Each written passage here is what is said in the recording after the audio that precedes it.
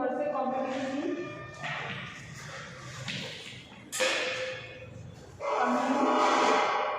Definition और characteristics करेंगे। अब नेक्स्ट जो टॉपिक करना है वो है equilibrium of perfect competition. Output कैसे फर्म को डिसाइड करना है, क्योंकि प्राइस को डिटरमाइन करना फर्म की हाथ में नहीं है, वो मार्केट से डिसाइड होती है। तो जो भी प्राइस डिसाइड हुई है फर्म को केवल उसको एक्सेप्ट करना है। कॉस्ट का है, परफेक्ट कंपटीशन है, इसलिए सारी फर्म्स के लिए सिमिलर सिचुएशन है, तो वहाँ पर भी फर्म इंडिविजुअली कुछ नहीं कर सकती। अल्टीमेटली फर्म को अपने प्रॉफिट को मैक्सिमाइज करने के लिए क्या करना है, आउटपुट को डिटरमाइन प्रॉफिट्स को मैक्सिमम करने के लिए टोटल रेवेन्यू और टोटल कॉस्ट के बीच में मैक्सिमम डिफरेंस होना चाहिए। तो हमें पढ़ना है फर्म का आउटपुट डिटरमिनेशन।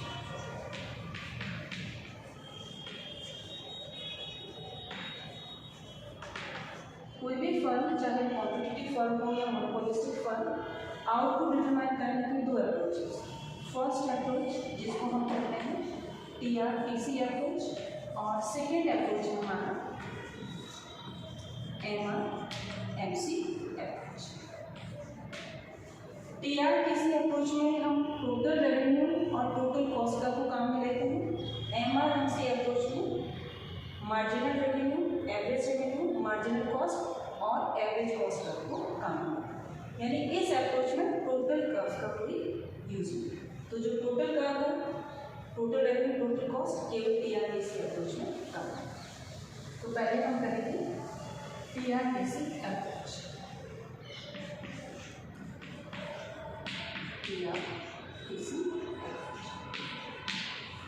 इस अप्रोच में जैसे पहले के चैप्टर्स में हमने रेवेन्यू कॉस्ट कर्व में देखा था कि परफेक्ट कंपटीशन में टोटल रेवेन्यू कर्व की शेप कैसी होगी।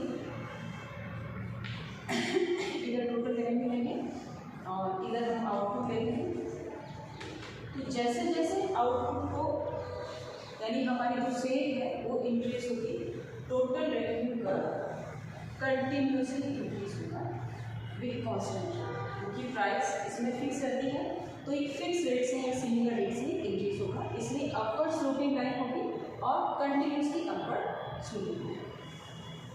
टोटल कॉस्ट कर्व,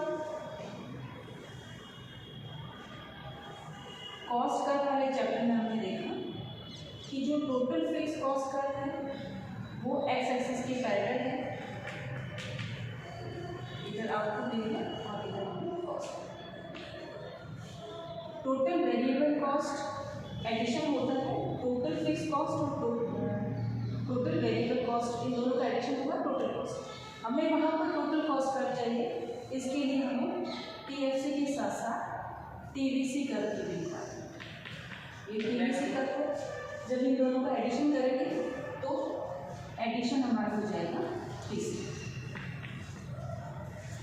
ठीक है, अब हमें आउटपुट डिटरमिनेशन के लिए इन दोनों कर्व को एक साथ लेना है, यानी हम इस TC कर्व को काम में लेते हैं,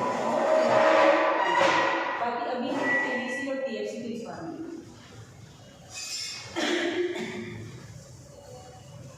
तो हम इस कर्व को भी इधर हम रेवेन्यू कॉस्ट दोनों ले लेंगे।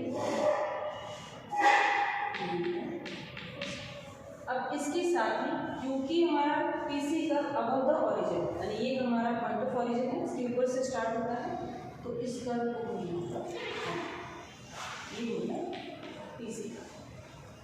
अब प्रॉफिट को मैक्सिमम करने के लिए हमें क्या चाहिए, टोटल रेवेन्यू कर्व और टोटल कॉस्ट कर्व के बीच के डिफरेंस को मैक्सिमम करना है। यानी यहाँ पर फर्म को देखना है कि वो कितना आउटपुट प्रोड्यूस करे कि दोनों कर्व के बीच में जो डिस्टेंस है वो मैक्सिमम हो जाए। इसके लिए सपोज उसने कितना आउटपुट प्रोड्यूस किया इनिशियल स्टेज में, स्टार्टिंग में आउटपुट कम ही रहता है, उसका आउटपुट है OQ1। इस OQ1 सिचुएशन में फर्म के टोटल कॉस्ट कितनी आ रही है, ये फर्म के टोटल कॉस्ट कर्व से देखेंगे। सपोज टोटल कॉस्ट है AQ1 और रेवेन्यू है PQ1, तो दोनों कर्व के बीच का डिफरेंस क्या होगा, AB डिस्टेंस। लेकिन ये AB डिस्टेंस क्या है, प्रॉफिट है या लॉस है फर्म के लिए। यहाँ पर कॉस्ट ज़्यादा है, रेवेन्यू कम है, तो ऑब्वियसली यहाँ फर्म को क्या होगा, लॉसेस होंगे। और वो लॉस का जो अमाउंट है वो कितना है, AB के बराबर। अब यदि फर्म आउटपुट को इंक्रीज करती है, आउटपुट बढ़ाकर फर्म ने कर दिया सपोज OQ2, तो अब फर्म की टोटल कॉस्ट कितनी है, CQ2 और रेवेन्यू कितना है, DQ। यानी अभी भी कॉस्ट ज़्यादा है, रेवेन्यू कम है, इसलिए फर्म को क्या हो रहे हैं, लॉसेस हो रहे हैं। लेकिन जो लॉसेस का अमाउंट है वो पहले के कंपैरिजन में कम हो रहा है।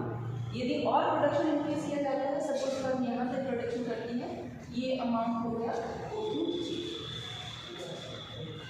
इस सिचुएशन में फर्म की टोटल कॉस्ट और टोटल रेवेन्यू दोनों बराबर, यानी यहाँ फर्म को ना तो प्रॉफिट हो रहा है और ना ही लॉस।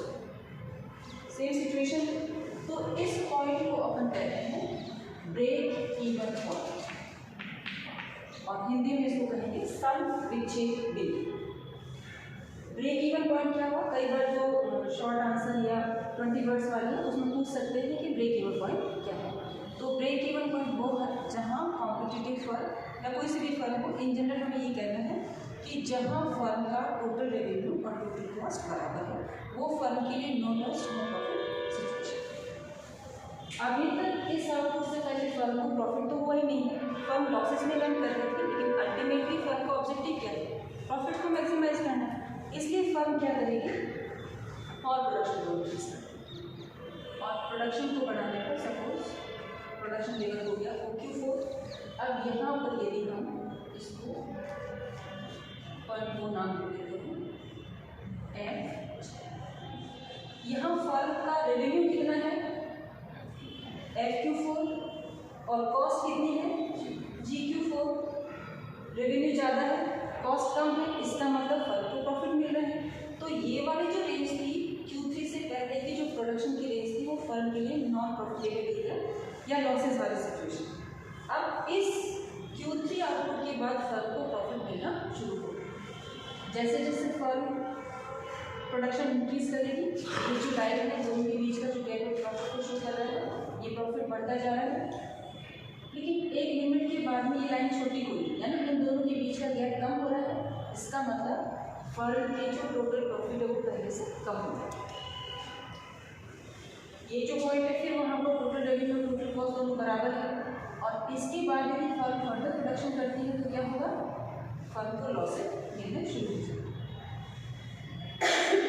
यानी कुल मिलाकर फर्म के लिए ये जो ब्रेक इवन पॉइंट है और दूसरा ब्रेक इवन पॉइंट है ये भी ब्रेक इवन है, ठीक है, क्योंकि यहाँ पर भी क्या है, रेवेन्यू कॉस्ट दोनों बराबर है। तो इस सिचुएशन में फर्म के लिए प्रोडक्टिव एरिया केवल इन दोनों ब्रेक इवन पॉइंट के बीच का एरिया, यानी फर्म को इसी के बीच में हमें डिसाइड करना है कि मैक्सिमम आउटपुट कितना होना, मतलब कौन सा आउटपुट लेवल ऐसा है जहाँ फर्म के प्रॉफिट्स मैक्सिमम हो। इसको अगर ये थोड़ा सा ज़्यादा कॉम्प्लिकेटेड हो गया, बहुत सारी लाइन्स हो गई, थोड़ा सा क्लियर डायग्राम हो।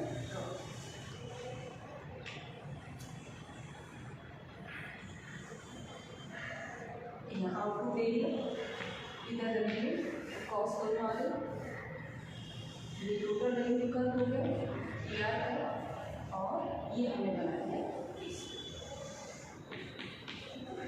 यहाँ हमने क्या देखा, सपोज ये OQ1 और ये हो गया OQ2। ये जो दोनों पॉइंट है ये हो गए ब्रेक इवन पॉइंट्स।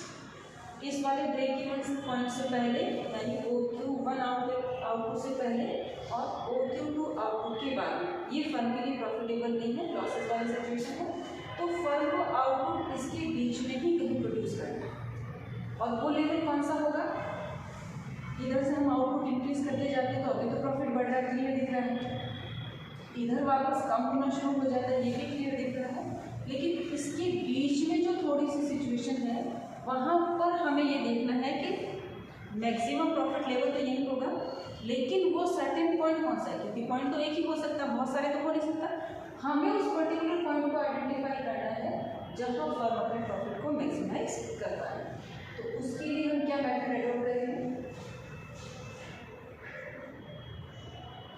कि हमारा जो PR कर्व है वो तो एक स्ट्रेट लाइन है, तो हम पैरेलल टीसी कर्व पर एक टेंजेंट लाइन ड्रॉ करें, और वो लाइन जहाँ टेंजेंट कर रही है वही दोनों कर्व के बीच का डिफरेंस मैक्सिमम होगा।